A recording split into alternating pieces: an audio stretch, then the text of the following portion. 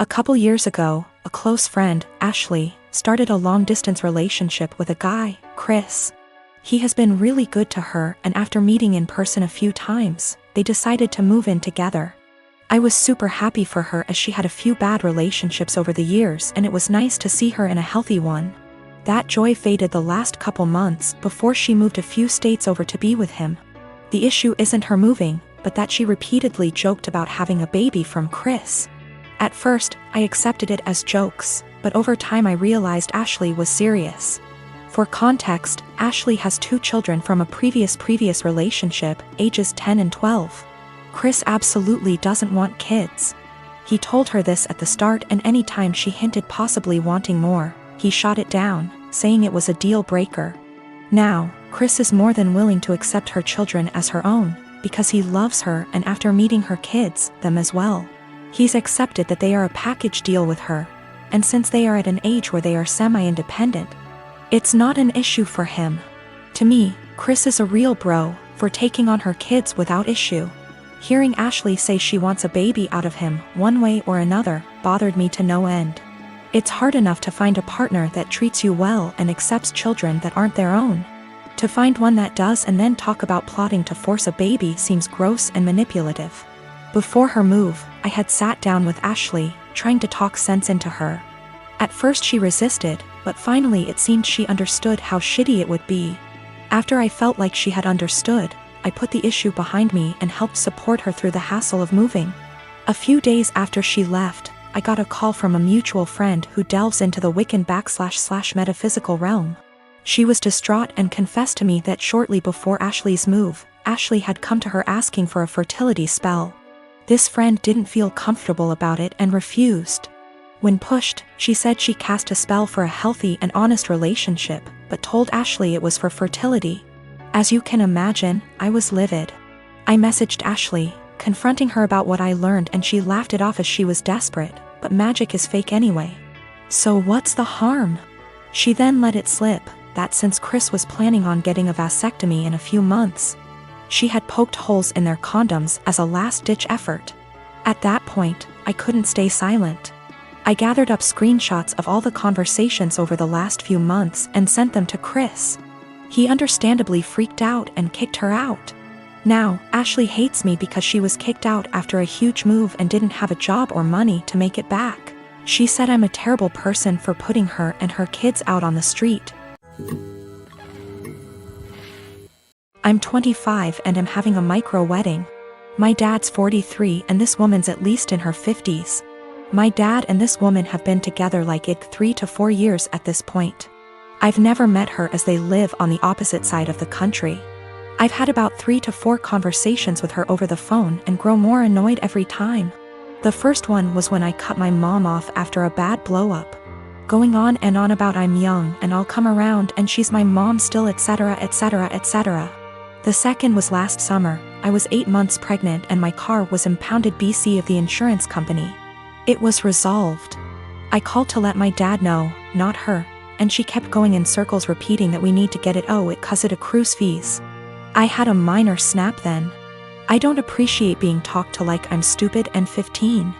I was telling him that BC of the insurance company our truck got towed and was in impound, and they were in the process of getting it out. She chimes in, he had me on speaker, and repeatedly said in a tizzy, get that car out. You need it, it's accrues fees, the longer it's there the more it is. Literally repeated the same sentences for 10 minutes, refusing to listen. When I told her it was being handled until I snapped and told her to stop it because it was being handled and I knew perfectly well what impound is and does, and to stop talking to me like I'm 16 years old. Again, I was 8 months pregnant and was giving an update, not asking advice. I sent my dad an invite specifically addressed to only him and his RSVP was pre-filled for only him. I've seen him all of 2 times in the last 10 years and the only time he made an effort of contact was when I was pregnant. Well, now I'm getting married, in a week at this point. He never sent his RSVP card, so I texted him asking about him and his parents and he said they're all coming. So I reiterated all 3? And he said 4 including this woman. I said his invite was addressed to him and pre-filled for 1. I haven't had a text since. Not only is it my wedding, but my FH and I are announcing our second pregnancy as well, and I don't want someone who lacks boundaries there. Or someone, not from my IL family, that I haven't met / don't know. Yes, I did try talking to him this spring in person about her behavior. I told him I don't appreciate it when she talks to me like some stupid teenager who doesn't know what anything means. I don't call for advice, I call to give updates. I didn't need or appreciate the consistent repeating of information I had made clear I already knew. He told me she's just motherly, and I told him that's great for her. But I'm not her child, I'm not her friend, and I don't need another mother. I have 3 and didn't need another one. I'll be sending a message tomorrow asking if he's coming or not, and if he won't go without her, that's fine. Just don't come at all, and I'll send a Zoom link that ends promptly after the ceremony. It's my wedding and I just don't want her there.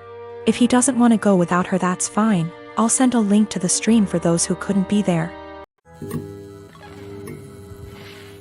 I travel for work and my employer allows me to spend up to $100 / day on food. If I don't use it, I don't get to pocket the money. When traveling, I make sure to use the full $100 every day, so I'm eating very well. My wife is upset with me because I get to eat out for every meal at least 2 weeks a month.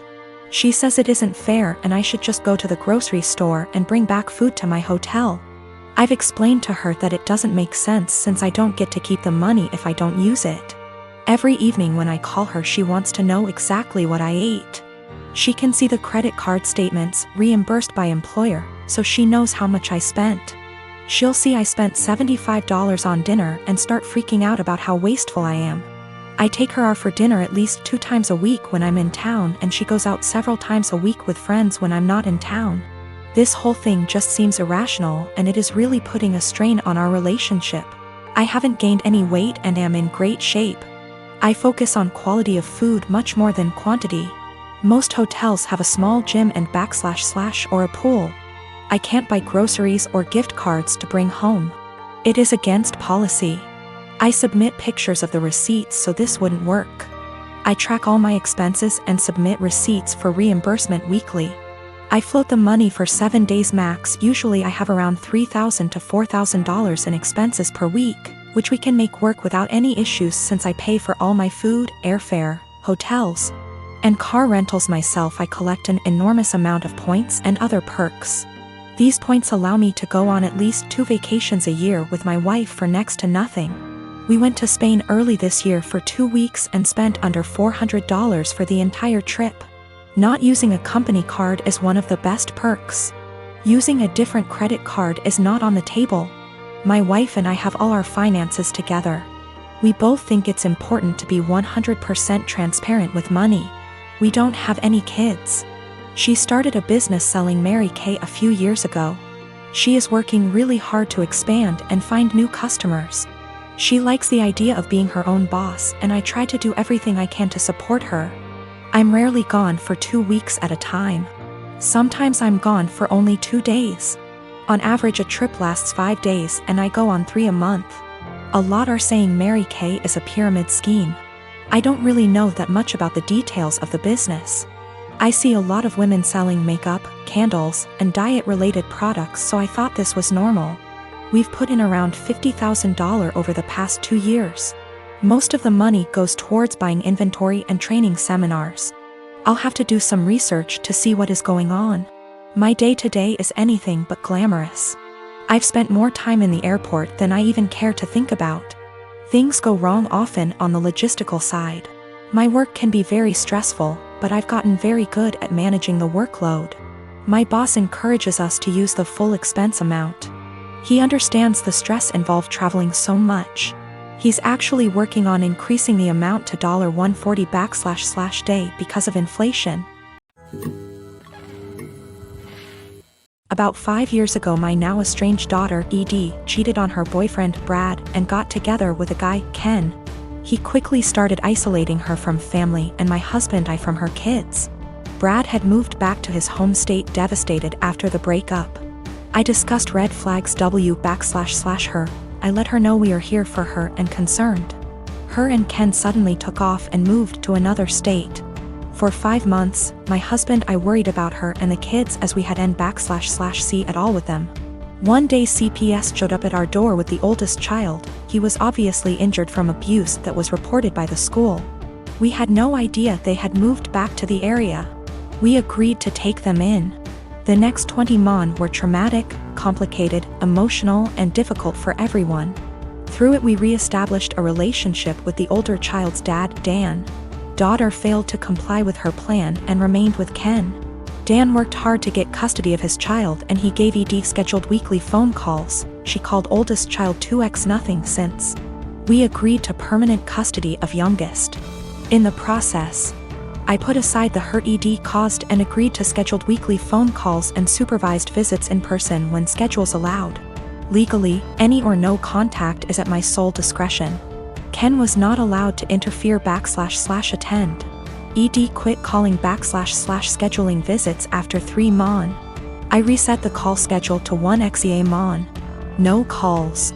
6 months later she calls and wanted me to drop everything for a visit the following day. I couldn't because I had to go back to work. Calls stopped again. She left Ken, has a new BF. I know nothing else about her life / whereabouts. She started calling again about a year ago and I let her know that if she was consistent with her monthly scheduled calls, we would move towards weekly calls again. She called 2 months in a row, skipped a couple months, then called 2 more months in a row. Last one happened to be night before child's birthday.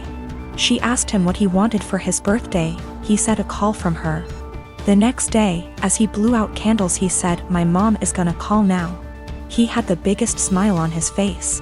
Call never came. He refused my offer to call her. We survived an emotional meltdown. Next month, no call, just a text after with a lame timing excuse as to why and sorry about the birthday call, she didn't feel well. Following month, I get a text that ED feels ill again, won't be calling. I am beyond frustrated at this point. I have looked past her refusal to rebuild a relationship with us, but when it comes to the kids my heart aches for them. Hey race where I might be the I responded, parents do not get sick time. We all had COVID recently, including me, and I still took care of the children. If you do not have any time for him once a month, I don't want my time wasted with your excuses. Of course, calls stopped again.